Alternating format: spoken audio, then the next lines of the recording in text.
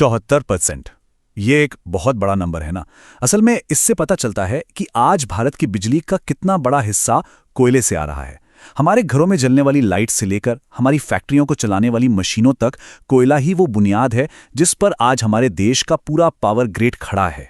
तो चलिए थोड़ा और गहराई में उतरते हैं और देखते हैं कि ये कोयला चालित वर्तमान असल में दिखता कैसा है। और सबसे ज़रूरी बात, ये हमारे एनर्जी के भविष्य के लिए इतने मायने क्यों रखता है। देखिए, कोयला हमें वो चीज़ देता है जिससे एक्सपर्ट्स कहते हैं बेस लोड पावर। मतलब इसे एक ऐसी नदी की तरह समझिए जो स्थिर है, लगातार बहती है और कभी नहीं रुकती। ये पक्का करती है कि जब भी हमें ज़रूरत हो, बिजली हमेशा ऑन हो। यही भारत के एनर्जी सेक्टर की आज की सच्चाई है और यहीं से हमें उस विशाल बदलाव को देखना है जो हमारे सामने आने वाला है। तो अगर आज की कहानी में कोयला राजा है, तो भविष्य की कहानी का हीरो कौन होगा? नीति आयोग की एक ताज़ा स्टडी एक बहुत ही अलग तस्वीर पेश करती है, एक नवीकरणीय यानी रिन्यूएबल क्रांति की। जरा इस स्लाइड पर एक नज़र डालिए। ये कोई छोटा मोटा बदलाव नहीं है, ये तो एक पूरी काया पलट है। आज जहां 74% बिजली कोयले से आती है, वहीं 2070 का लक्ष्य है कि 80% से ज्यादा बिजली साफ रिन्यूएबल सोर्सेस से आए। सोच कर देखिए, हमारे एनर्जी सिस्टम में ये कितना बड़ा, कितना जबरदस्त बदलाव होगा। तो असल में ये भविष्य का मिक्सचर दिखेगा कैसा? इस चार्ट को देखिए। इसमें रिन्यूएबल एनर्जी का एक बहुत बड़ा हिस्सा है, कोयले का एक छोटा सा टुकड़ा और न्यूक्लियर यानी परमाणु ऊर्जा के लिए एक काफी बड़ा रोल। और हाँ, ये कोई सपना नहीं है, ये भारत की मौजूदा नीतियों पर आधारित एक ठोस अनुमान है। लेकिन कहानी में एक बहुत बड़ा ट्विस्ट है। सिर्फ सोलर पैनल और पवन चक्कियां लगा देना ही काफी नहीं है। असली चैलेंज क्षमता बनाने और असल में बिजली पैदा करने के बीच की जो खाई है, उसे पाटना है। यह सवाल थोड़ा कंफ्यूजिंग लग सकता है ना?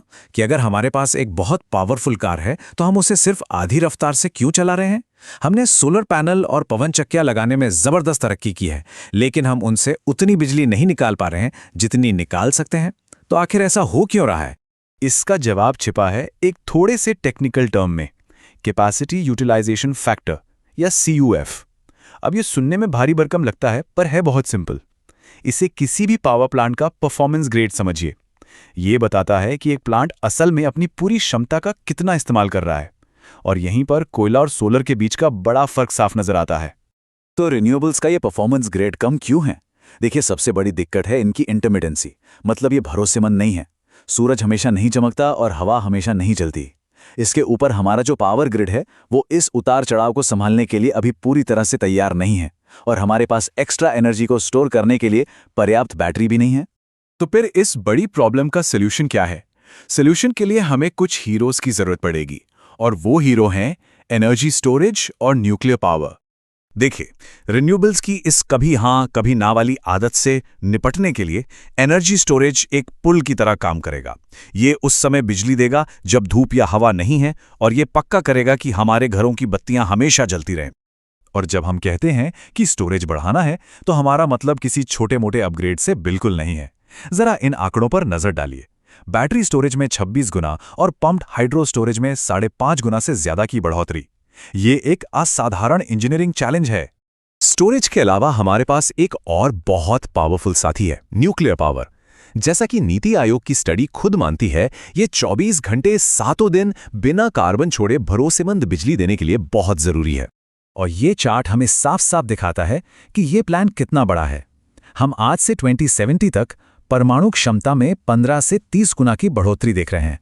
ये एक साफ संकेत है कि भारत अपने क्लीन एनर्जी फ्यूचर में न्यूक्लियर पावर के लिए एक बहुत बड़ी भूमिका देख रहा है।